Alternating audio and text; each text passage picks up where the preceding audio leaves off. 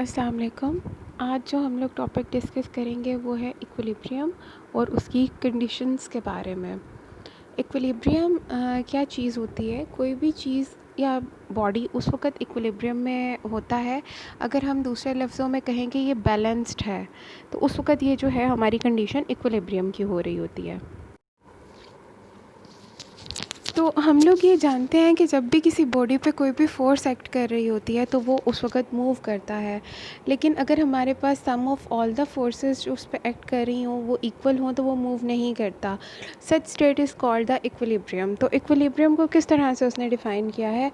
A body is said to be in equilibrium if no net force acts on it. एक body सिर्फ़ और सिर्फ उस वक़्त इक्विलिब्रियम में होता है जब उसके ऊपर कोई भी टोटल फोर्स या नेट फोर्स एक्ट नहीं कर रही होती।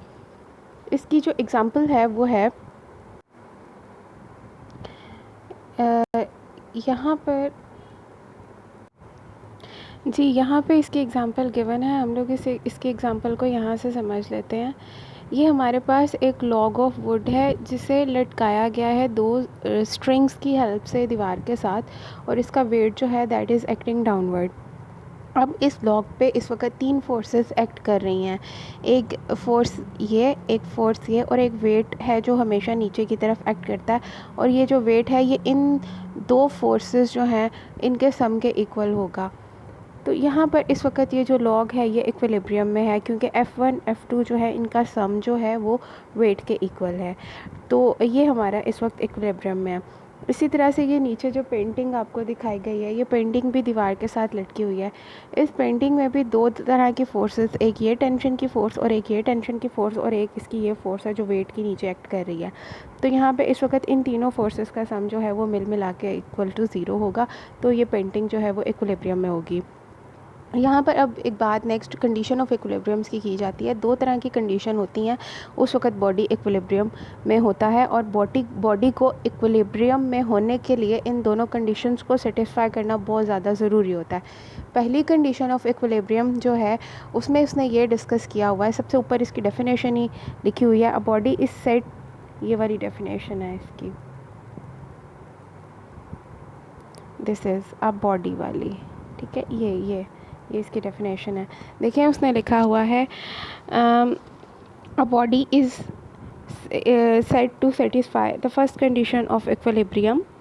एक जो बॉडी है वो उस वक्त पहली कंडीशन इक्विलिब्रियम की सेटिस्फाई करता है if the resultant of all the forces acting on it is zero. अगर उसके ऊपर जितनी फोर्सेस एक्ट कर रही हैं उन सबका रिजल्टेंट यानी सबका सम अप होना, सबका प्लस जो है वो ज़ीरो के बराबर आए। और इसको फार्मूला में उसने किस तरह से बताया, उसको फार्मूला में उसने ये बताया है कि ये देखें F1 plus F2 plus F3 plus so on Fn। एक बॉडी पे 1 2 3 या जितनी भी forces n number of forces यानी n is equal to 1 2 3 so on भी एक्ट कर रही हो तो उन तमाम का जो सम है वो ज़ीरो के बराबर होना चाहिए। और ये जो आपको नीचे उसने फार्मूला फर्स्ट कंडीशन का ड्राइव करके दिया है, ये वाला फार्मूला, इसका मतलब है sum of all the forces is equal to zero. और ये जो इस तरह का सिंबल आप देख रहे हैं ये सिग्मा का सिंबल है, इसका मतलब होता है समेशन, ठीक है। ये एक ग्रीक लेटर है जो कि नीचे उसने बताया है the symbol sigma is a Greek letter.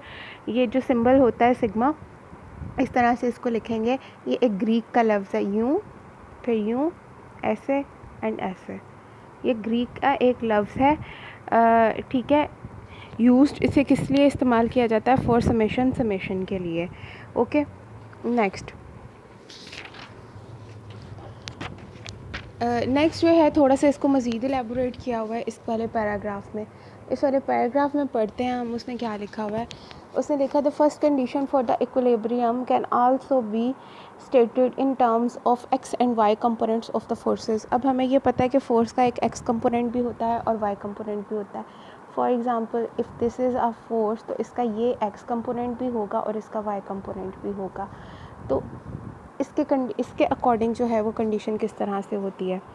उसने कहा कि एफ एक्स को भी सम होकर सब कुछ उसकी फोर्सेस का ज़ीरो होना चाहिए और वाई के अलॉन्ग भी जो फोर्सेस लग रही हैं उनका भी सम अप होकर सारा ज़ीरो होना चाहिए। तो वो उसने यहाँ पर नीचे वाले पैराग्राफ में बताया कि F1x plus F2x plus F3x all must be equal to zero, similarly f of y must be equal to zero. और ये उसने नीचे ड्राइव कर लिया जी summation of f(x) is equal to 0 and summation of f(y) is equal to 0। In this case जो है हमारा बॉडी इक्विलिब्रियम में होगा। नीचे पैराग्राफ में देखें, a book lying on a table और a picture hanging on a wall are at rest. एक बुक जो टेबल पे पड़ी हुई है और एक पिक्चर जो दीवार पे लगी हुई है, ये रेस्ट में है। एंड दस satisfy the first condition of equilibrium, और इस तरह से ये पहली कंडीशन इक्विलिब्रियम की सेटिस्फाई कर रहे हैं। अब पैराट्रूपर कमिंग डाउन, एक पैराट्रूपर जो साथ में आपको डायग्राम में दिखाया हुआ है, ये एक पैराट्रूपर है coming down with terminal velocity, जो टर्मिनल वेलोसिटी के साथ नीचे आ रहा है, यानी कांस्टेंट वेलोसिटी। कांस्टेंट वेलोसिटी को हम टर्मिनल वेलोसिटी का नाम भी देते हैं। Also satisfy the first condition of equilibrium. अब यहाँ पर ये बात एक समझनी बहुत ज़रूरी है, जो हमारे ऑब्जेक्ट्स या चीज़ें यूनिफॉर्म वेलोसिटी या कांस्टेंट वेलोसिटी के साथ मूव करती हैं, उनको भी हम लोग एट रेस्ट ही कंसिडर करते हैं। फॉर एग्जांपल, जैसे ये पैराट्रूपर ऊपर से नीचे आ रहा है, जब ये मूव करता आता है तो ये इतना स्मूथली मूव कर रहा आ रहा होता है नीचे कि अगर हम इसे दूर से देखें तो ये हमें रेस्ट में ही नज़र आएगा, ऐसा नहीं दिखेगा कि ऊपर से नीचे मूव कर रहा है। इसी तरह से अगर हम देखें, हमारी अगर टैप खुले और उसमें से पानी कांस्टेंट स्पीड के साथ जब मूव कर रहा हो तो वो भी हमें स्टिल ही नज़र आ रहा होता है।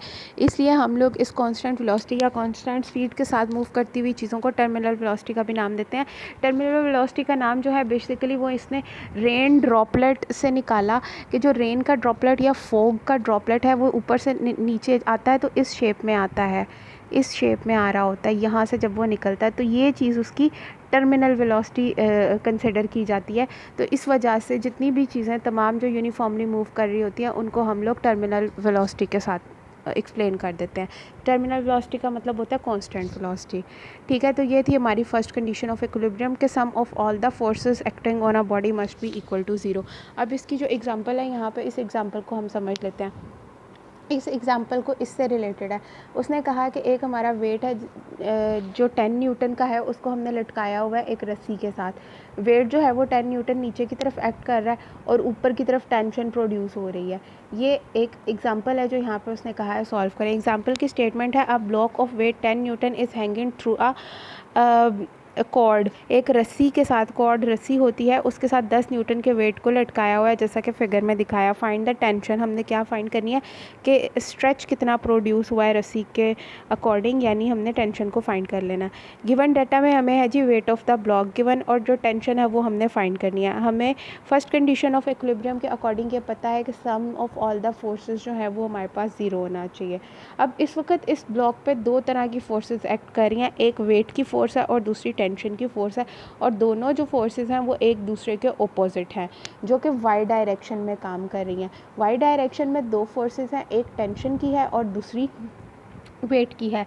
अब कंडीशन के अकॉर्डिंग टेंशन और वेट को आपस में जब सम करें तो वो 0 आना चाहिए। अब यहाँ पे जो समझने वाली बात यह है कि टेंशन अगर हमारे पास ऊपर की तरफ एक्ट कर रही है, हमने उसके साथ पॉजिटिव का साइन दिया, जबकि वेट जो था वो नीचे की तरफ एक्ट कर रहा था, ऑपोजिट थी, इसलिए वेट के साथ माइनस का साइन लगाया हुआ है। तो T minus W is equal to 0। इसको दूसरी तरफ ले जाएंगे, वेट को इक्वल के दूसरी तरफ जाके ये T is equal to W हो जाएगा, तो tension will be equal to the weight आ जाएगा, जो कि 10 न्यूटन हमारे पास यहाँ पे आ गया है। जी नेक्स्ट जो है हमने बात करनी है सेकंड कंडीशन ऑफ इक्विलिब्रियम की। अब सेकंड कंडीशन ऑफ इक्विलिब्रियम क्या होती है? बॉडी को इक्विलिब्रियम में होने के लिए सिर्फ और सिर्फ ये नहीं देखना कि हमारे पास sum of all the forces equal to 0 है, मतलब उसमें कोई लीनियर मूवमेंट प्रोड्यूस नहीं हो रही, बल्कि उसके लिए एक और कंडीशन होती है इक्विलिब्रियम की, जिसको सेटिस्फाई करना बहुत ज़रूरी है। और सेकंड कंडीशन ऑफ इक्विलिब्रियम हमें ये बताती है कि बॉडी में कोई टर्निंग इफेक्ट भी प्रोड्यूस नहीं होना चाहिए। अगर हमारा कोई भी body in state of total equilibrium है तो उस पर जो है वो कोई भी किसी किस्म की टर्निंग इफेक्ट या टॉर्क भी प्रोड्यूस नहीं होना चाहिए। उसको इस एग्जाम्पल से उसने एक्सप्लेन किया कि इस एग्जाम्पल में देखें कि यहाँ पर अगर हमारे पास दो फोर्सेस लग रही हैं, अगर इन दोनों फोर्सेस जो हैं वो इक्वल एंड ऑपोजिट हैं और एक दूसरे के इफेक्ट को कैंसिल कर रही हैं, तो ये तो यहाँ पर अपनी स्टेट ऑफ रेस्ट में है। जबकि नीचे वाली जो हमारे पास पिक्चर है वहाँ पे ये गिवन है कि हमारी दो फोर्सेस हैं जो पैरेलल भी हैं, ऑपोजिट भी हैं, लेकिन उसके बावजूद ये इस बॉडी में टर्निंग इफेक्ट प्रोड्यूस कर रही हैं। तो इस तरह के केस में बॉडी इक्विलिब्रियम में नहीं होगा, जबकि दोनों टर्निंग इफेक्ट भी एक दूसरे को इक्वल एंड ऑपोजिट होकर कैंसिल नहीं करेंगे। तो उसके बारे में उसने यहाँ पे जो एक्सप्लेन किया हुआ है पैराग्राफ में नीचे में, हम देख लेते हैं इस पैराग्राफ में उसने क्या कहा हुआ है। इस पैराग्राफ में हमने देखना, तो उसने लिखा first condition for the equilibrium does not ensure that a body is in equilibrium. जो कंडीशन है पहली equilibrium की, वो हमें यकीन नहीं दिलाती कि बॉडी जो है वो equilibrium में है. It is clear from the following example. ये हमें निचली वाली एग्जाम्पल से क्लियर होगा. एग्जाम्पल समझते हैं. Consider a body pulled by forces F1 and F2 as shown in the figure. एक बॉडी कंसिडर कर लेते हैं जो F1 और F2 दो फोर्सेस जो हैं जिसको खींच रही हैं, जो ए में आपको नज़र आ रहा है. The two forces are equal but opposite to each other. दोनों फोर्सेस इक्वल हैं और एक दूसरे के अपोजिट हैं. Both are acting along the same line. दोनों एक ही लाइन के अकॉर्डिंग एक्ट कर रही हैं. Hence the resultant will be zero. इसलिए इनका जो ए वाली डायग्राम में है इनका रिजल्टेंट ज़ीरो आएगा. तो इसकी फ़र्स्ट कंडीशन सेटिस्फाई होगी. अब देखते हैं. According to the first condition the body will be in equilibrium. पहली कंडीशन के अकॉर्डिंग जो है वो बॉडी इक्विलिब्रियम में है. Now shift the location of the forces. अब हम फोर्सेस की लोकेशन को शिफ्ट कर देते हैं. जैसे बी में दिखाया F1 जो है वो थोड़ी सी ऊपर है और F2 जो है वो थोड़े से नीचे वाले पॉइंट पे दूसरी तरफ लग रही है. इन दिस सिचुएशन, इस केस में the body is not in equilibrium. Body equilibrium में नहीं है. Although the first condition of equilibrium is still satisfied. बेशक हमारे पास कंडीशन जो पहली है इक्विलिब्रियम की वो सेटिस्फाई हो रही है. It is because the body, ये इसलिए है कि जो बॉडी है has the tendency to rotate. वो अब टर्निंग इफेक्ट प्रोड्यूस कर सकता है, रोटेट कर सकता है यहाँ पे. This situation demands an other condition for equilibrium. इस तरह की सिचुएशन में हमें इक्विलिब्रियम को सेटिस्फाई करने के लिए एक और कंडीशन की ज़रूरत पड़ती है. This is called the second condition for equilibrium. इसे हम इक्विलिब्रियम की सेकंड कंडीशन कहते हैं. अकॉर्डिंग टू दिस, इसके अकॉर्डिंग, अब आगे डेफिनेशन आने लगी है सेकंड कंडीशन ऑफ इक्विलिब्रियम की. सेकंड कंडीशन ऑफ इक्विलिब्रियम की ये डेफिनेशन है. अकॉर्डिंग टू दिस से यहाँ से लेके ये एंड तक, यहाँ तक इसकी डेफिनेशन जाएगी.